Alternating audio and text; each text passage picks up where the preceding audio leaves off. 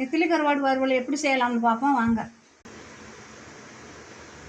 கருவாட்டில் ஒரு ஸ்பூன் வந்து மிளகாப்பொடி போட்டுக்கோங்க. அரை ஸ்பூன் மஞ்சப்பொடி போட்டுக்கோங்க. பூண்டு போட்டுக்கிடுவோம்.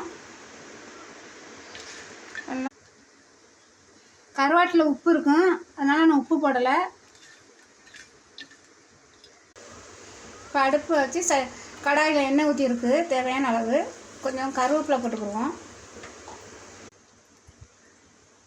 எண்ணெய் காஞ்சிருச்சு. இப்போ கருவாட்டை ஒன்று ஒன்றா கொஞ்சம் கொஞ்சமாக போட்டுக்குவோம்.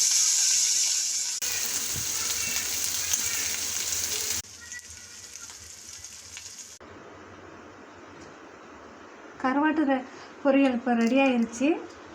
இதை நீங்கள் செஞ்சு பார்த்து பிடிச்சிருந்தா என் சேனலுக்கு லைக் பண்ணுங்கள்.